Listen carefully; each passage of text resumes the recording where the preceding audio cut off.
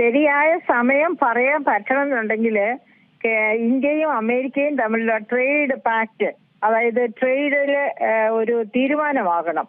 എത്ര ശതമാനം താരിഫാണ് ഇന്ത്യയിൽ നിന്ന് വാങ്ങാൻ തീരുമാനിക്കുന്നത് എന്ന തീരുമാനം. അപ്പൊ അതിന് ചർച്ച നടന്നുകൊണ്ടിരിക്കുകയാണ്. ഇപ്പൊ ഇന്നലെയൊക്കെ നമ്മുടെ ഫോറിൻ സെക്രട്ടറി, അതായത് ട്രേഡുമായിട്ട് ബന്ധപ്പെട്ട സെക്രട്ടറി സംസാരിച്ചപ്പോൾ 7 വട്ടം ചർച്ച ഇതിനകം നടന്നു കഴിഞ്ഞു എന്നാണ് പറഞ്ഞത്. അപ്പം ഇന്ന് നാളെ എന്ന രീതിയിൽ അവസാനവട്ട തീരുമാനങ്ങൾക്ക് വേണ്ടി ചെവിയോർത്തുകൊണ്ടിരിക്കുകയാണ്. അതുകൊണ്ട് നമുക്ക് ഒരു പക്ഷെ നാളെയാകാം, അതും അല്ലെങ്കിൽ മറ്റന്നാളാകാം. എങ്ങനെയാണെങ്കിലും അധികം താമസിയാതെ ഈ ഡിസംബറിൽ തന്നെ ഒരു എഗ്രിമെന്റിലെത്തി താരിഫ് എത്രയാണ്, അതായത് നമുക്ക് ഇന്ത്യയുടെ മേൽ അമേരിക്ക ചുമത്തുന്ന ചുങ്കം എത്രയാണ് എന്ന തീരുമാനം വരും എന്ന് വേണം പ്രതീക്ഷിക്കാൻ. അപ്പൊ ഇപ്പൊ ഇന്നിപ്പോ വീണ്ടും നമുക്കറിയാം, വിലയില് രാവിലെ തുടക്കത്തിലുണ്ടായിരുന്ന വിലയല്ല ഇപ്പോഴുള്ള വില. തുടക്കത്തിൽ ഉണ്ടായിരുന്നതിനേക്കാളും വില കുറഞ്ഞു. 98,640, 99,000 മുകളിലായിരുന്നു രാവിലെ. അതിപ്പോ 98,640 കുറഞ്ഞിരിക്കുന്നു. ഇനിയും ഒരു പക്ഷെ ഈ രാത്രി തന്നെ കൂടിയെന്ന് വരാം. അതാണ് അവസ്ഥ. അതായത് അതായത് അമേരിക്കൻ ഡോളർ വീക്കാകുന്നു. ഇന്ത്യൻ റുപ്പി ഏറ്റവും വീക്കായ കറൻസി ആയിക്കൊണ്ടിരിക്കുകയാണ് ഇന്ത്യൻ റുപ്പി. അതായത് ഏഷ്യയിലെ തന്നെ വേഴ്സ്റ്റ് കറൻസി, ഏറ്റവും ക്ഷീണിച്ച കറൻസി എന്നാണ് റേറ്റിംഗ് ഏജൻസീസ് ഒക്കെ ഇഴയുന്ന റേറ്റിംഗ്, അതായത് ക്രൗളിംഗ് റേറ്റ് എന്ന് വെച്ചാൽ ഇഴയുന്ന കറൻസി എന്ന രീതിയിലാണ്. ഇപ്പൊ നമുക്കറിയാം, ഇന്നലെ 91 രൂപ, ഇന്ന് രാവിലെയൊക്കെ 91 രൂപയിൽ കൂടുതലായിരുന്നു ഒരു ഡോളറിന്റെ മൂല്യം. പക്ഷെ അതിപ്പോ വൈകുന്നേരം ആയപ്പോഴേക്കും ശകലം ഇംപ്രൂവ് ചെയ്തിട്ടുണ്ട്. പക്ഷെ രാത്രിയിൽ എന്ത് സംഭവിക്കുമെന്ന് പറയാൻ പറ്റില്ല. അപ്പം എന്താണ് സ്വർണത്തിൽ എല്ലാവരും ഇൻവെസ്റ്റ് ചെയ്യുന്നത്? അതായത് 11,800 കോടി രൂപയാണ് ഈ കഴിഞ്ഞ ഒക്ടോബറിൽ മാത്രം ഇന്ത്യയിലെ സ്റ്റോക്ക് മാർക്കറ്റിൽ നിന്ന് വിദേശ അതായത് ഇൻസ്റ്റിറ്റ്യൂഷൻസ്, അതായത് ഫിനാൻഷ്യൽ ഇൻസ്റ്റിറ്റ്യൂഷൻസ് നമ്മുടെ ഓഹരി മാർക്കറ്റിൽ ഷെയർ വിറ്റൊഴിഞ്ഞു പോയത് 11,840 കോടി രൂപയുടേതാണ്. എന്ന് വെച്ചാല് ഇന്ത്യയിലെ ബിസിനസ് തൽക്കാലം ഒട്ടും ശരിയല്ല, ആദായകരമല്ല. അപ്പൊ ആ പണം എവിടേക്കാ പോവുക? അത് അമേരിക്കൻ ഡോളറിലേക്ക് അന്നേരം പോവില്ല. കാരണം എന്താണെന്ന് വെച്ചാൽ അമേരിക്കൻ ഡോളറും ഇപ്പൊ ഇന്ത്യൻ രൂപയുമായിട്ട് അമേരിക്കൻ ഡോളർ വളരെ സ്ട്രോങ് ആയിട്ട് നിൽക്കുന്നു. പക്ഷെ അമേരിക്കൻ ഡോളറിന്റെ തന്നെ rate of interest federal reserve 0.5% കുറച്ചു. അങ്ങനെ റേറ്റ് ഓഫ് ഇൻട്രസ്റ്റ് കുറയ്ക്കുക എന്ന് പറഞ്ഞാൽ ആ കറൻസിയിലേക്ക് വിദേശ നിക്ഷേപമോ സ്വദേശ നിക്ഷേപമോ വരില്ല തൽക്കാലം. കാരണം ഇൻട്രസ്റ്റ് കുറഞ്ഞാൽ, റേറ്റ് ഓഫ് ഇൻട്രസ്റ്റ് കുറഞ്ഞാൽ ഡെപ്പോസിറ്റ് റേറ്റും കുറയും. അതുകൊണ്ട് തന്നെ ആ കറൻസിയിൽ അപ്പോൾ സേഫ് ആയിട്ടുള്ള ഒരു ഇൻവെസ്റ്റ്മെന്റ് ആണ് സ്വർണം.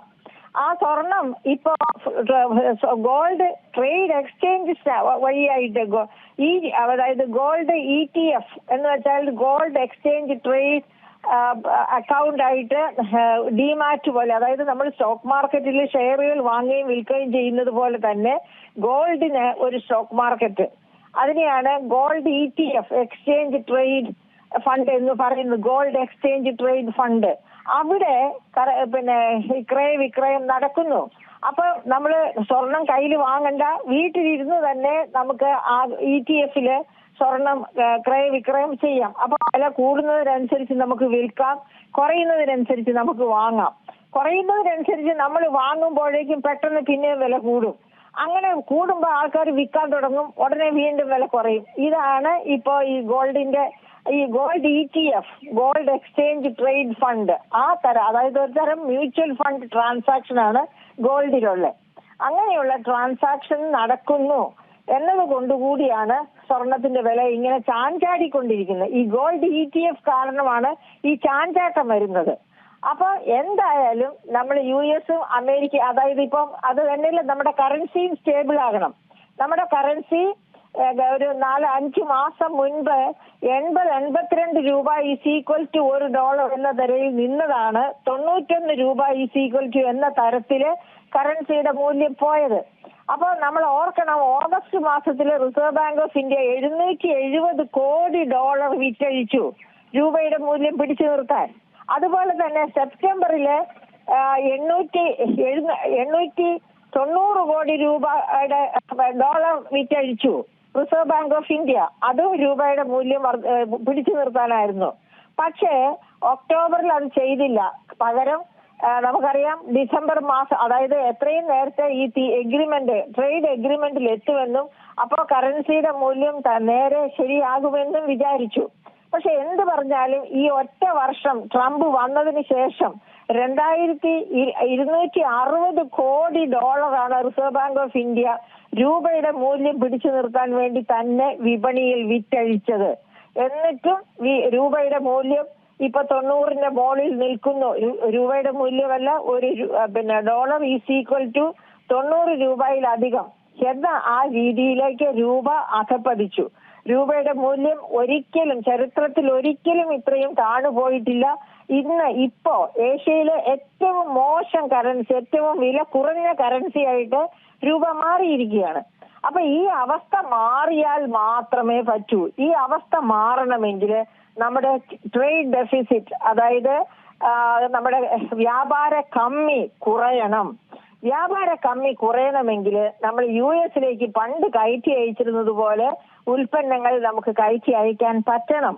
നമ്മളെ മറ്റു പല രാജ്യങ്ങളുമായിട്ട്, അതായത് UK ആയിട്ട്, അതുപോലെ തന്നെ അതായത് യൂറോപ്യൻ യൂണിയനുമായിട്ട്, മറ്റ് നമ്മുടെ അയൽ രാജ്യങ്ങളുമായിട്ടൊക്കെ കച്ചവട ബന്ധം വർദ്ധിപ്പിക്കാൻ ശ്രമിച്ചുകൊണ്ടിരിക്കുകയാണ്. പക്ഷെ ആ ശ്രമമൊന്നും അമേരിക്കയിലേക്ക് കയറ്റി അയക്കുന്നത് വെച്ചാൽ അമേരിക്കയിൽ അതൊരു റിച്ച് മാർക്കറ്റാണ്.